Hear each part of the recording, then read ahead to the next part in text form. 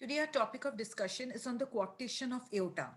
So, first, you should know what do you understand by the coarctation of aorta.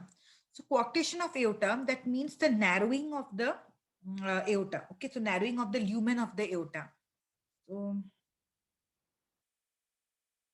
you can see here, this is your normal aorta. Okay, the the arc of aorta. Okay, so and this is your aorta and all. Okay, so here you can see that here is the narrowing of the lumen of the aorta, and this narrowing can occur at any level. Okay, right? It can occur anywhere from the distal part of the arc of the aorta to the bifurcation of abdominal aorta. But this is the most common site, that is after immediately below the origin of the left subclavian artery. So this is the most common site of the coarctation of aorta.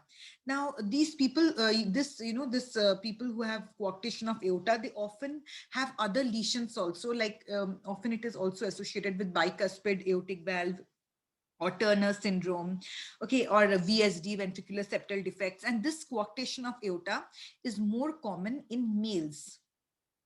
So what are the symptoms these patients are going to present with?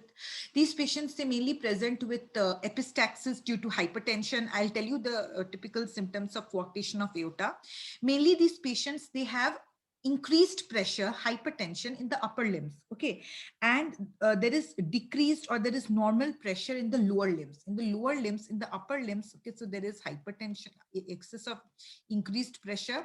And in the lower limbs, okay, there is normal or there is decreased pressure.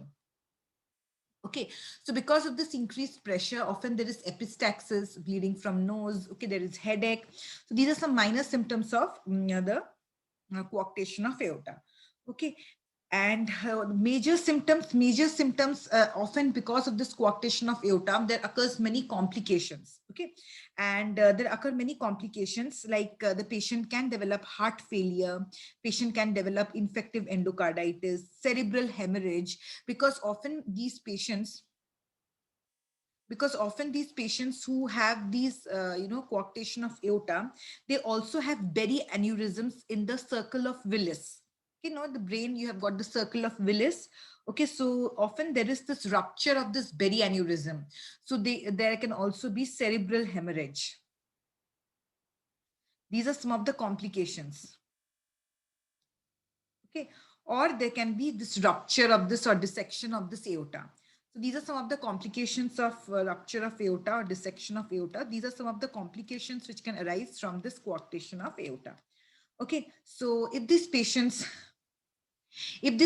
they have recurrent epistaxis, recurrent melena. Okay, so you can get recurrent episodes of hematemesis or recurrent episodes of melena. Okay, so these are signs that this coarctation, it can rupture. They are the signs of impending rupture. Okay, so these symptoms are not to be ignored. Like if the patient is already diagnosed with coarctation of aorta, and now the patient is having recurrent episodes of melena or hematemesis, so these things are the signs that it's a sign of impending rupture. Okay, and if these patients who have got significant coarctation, if they do not undergo surgery, they often die at a very young age. Like, they often die before 40 years because of all these complications. So what are the signs? What signs are you going to see in the patient?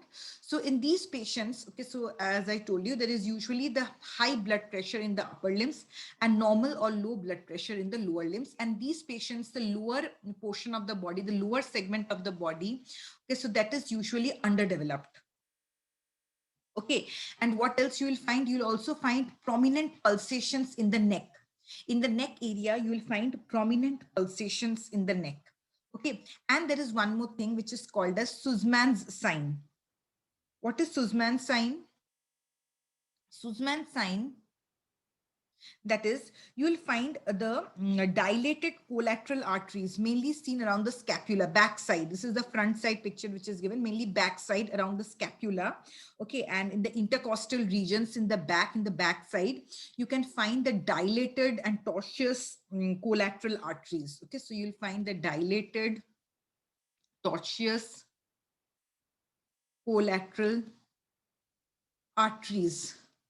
Where are you going to find them? Mainly in the scapula, intercostal regions in the back. Okay, and when you examine for the retinal arteries, when you see the retinal arteries, okay, so there you can find the, for that, when you examine the proper examination of the eye, okay, when you examine for the retinal arteries, there you can see corkscrew shaped retinal arteries. Okay, but anyhow, Sussman sign, remember, it is a dilated dorsal collateral artery seen in the scapula and in the intercostal areas of the back. Okay, okay, then what if, as I told you, majority of the patients who have this coarctation of aorta, they usually also have other lesions, like they have bicuspid aortic valve, they can have Turner syndrome, they can have berry aneurysms in the circle of Willis. Okay, so therefore, if the patient has got associated bicuspid aortic valve, then you can also hear the aortic ejection sound. Okay, and from this coarctation itself, because of this coarctation which has developed, you can hear ejection systolic murmur over the spine. Okay, so from the coarctation itself, you can hear the ejection systolic murmur. Okay, and from these collaterals, you can hear ejection systolic murmur, which is rising from this coarctation itself. Okay, and because of the bicuspid aortic valve, due to the bicuspid aortic valve also, you, if the patient has associated bicuspid aortic valve, because of that also you can hear ejection systolic murmur, you can hear early diastolic murmur, the different murmurs which you can hear in these patients. Okay, next let us come to the investigations. Okay, so let us come to the investigations. So in the investigations, mainly as we first go for the ECG. Okay, so ECG doesn't show any much changes, just you will find a left ventricular hypertrophy. Then you go for the echocardiography. Echocardiography will clearly show you the, it may show, it will not clearly, it may show the coarctation, as well as if there are any other associated cardiac lesions, if there are any, bicuspid aortic valve or any other cardiac lesions are also associated with that. Okay, and then what is the main thing which can confirm the diagnosis? Mainly angiography. Okay, we go for the angiography where we can visualize the major blood vessels and we can see this narrowing. Okay, so angiography, this can mainly confirm your diagnosis. And what about this X-ray? This is very important from your exam point of view. Like usually in the X-ray, you have to, examine it carefully. Then you can find certain signs here. There are some radiological features of the coarctation of aorta.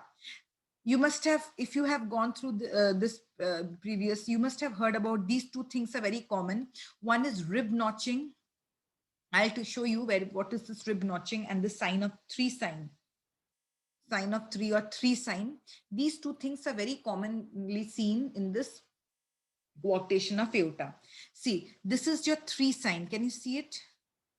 Yeah, look at this. Look at this one carefully. Don't look at the red mark. Red mark, I have made it here. Just look, or I'll show you one more. Yes, this is your figure of three sign. Okay. Yeah, again, look here. This is your figure of three sign. Can you see what has actually happened here? What makes this figure of three sign? It is somewhat like this. The shadow, it is a little bit dilatation here. Then again, there is a constriction here. Again, there is a dilatation here. This is what gives you a figure of three sign, isn't it? So what is this dilatation and what is this what is this constriction in the middle? Actually, this figure of three sign, it is because, see, wherever there is the stenosis, suppose this area is the stenosis, okay, just above this area, the pre-stenotic area, there will be dilatation. Okay, then in this stenos, in this area where there is it is stenosed, this area will be stenosed in the middle, and again the post stenotic area, that will again be dilated, isn't it? So this is the pre-stenotic area which is dilated, sorry, stenotic, and this is your post stenotic area, and in the middle you have got the stenosed portion. This is what gives you a figure of three appearance. Okay, this is what gives you a figure of three appearance. And what else? What is this rib notching? This is mainly the notching of the undersurfaces of the ribs. If you can see here, it's not very clear, but you can see here, there is a notching on the undersurfaces of the ribs. there is a notching on the undersurfaces of the ribs. Mainly this notching takes place from the 3rd to the 9th rib. Okay, so it is mainly seen from the 3rd to the 9th ribs. And but this feature, this notching of ribs, which is also called as Dock's sign, that is mainly seen after the age of 6 years. And why this is occurring? Because these, this dilated collaterals, it is pressing on the surface of the ribs and it is causing this notching. You can see it, this is a little bit more clear. Look at this notching here. Like it is somewhat like this. This is your rib. And here you have got a notching like this. This is your rib. It should have been like this. But instead of being like this, there is a notching here. You have to examine it carefully. This is your rib and this is your notching. This portion, this is your notching here. Okay, so there occurs this notching of these ribs mainly from the 3rd to the 9th ribs. Okay, so and this is what is called as rib notching, or this is mainly because this dilated collaterals is pressing on these lower part of the ribs, and this is also called as Dock's sign. Okay, and you have got this figure of 3 appearance. Again, see this dilation, this stenosed portion, and again this dilation. This is your figure of 3 sign. Okay, so this rib notching and 3 sign is very, radiological feature of coarctation of aorta, right? So I have already told you about the complications. Next, let us come to the treatment. So what is the treatment? In this case, remember here we mainly try, like if the patient has developed hypertension, obviously we will try to treat the hypertension. Okay, and we will also try to, if the patient has developed heart failure, we'll also treat heart failure. So treatment of hypertension. Okay, treatment of heart failure, but be very careful when you're treating hypertension. Try to avoid giving the ACE inhibitors and the ARBs. Why is it that? Because these patients as such, they have got inadequate lower body perfusion. Isn't the lower part of the body, I told you the pressure is low or it is normal, or the lower portion of the body is underdeveloped. So these drugs like ACE inhibitors and ARBs, they further decrease the perfusion in the lower part of the body. Okay, so this can precipitate renal failure. So we try to avoid these 2 drugs when we are trying to treat hypertension. You can give any other drug. What else can you give? You can do surgical correction. Okay, surgical correction of the stenosed portion, this aorta, which has been not able to draw it properly. This one, the stenosed portion, okay, surgical correction of the stenosed portion. Okay, and we can also do the endovascular stenting. Okay, so if it's only a case of isolated coarctation of aorta, you can also do the stenting, the endovascular stenting of this coarctation of aorta. Okay, so this is all about the coarctation of aorta. So this is an important topic. Just go through it. This is all about it.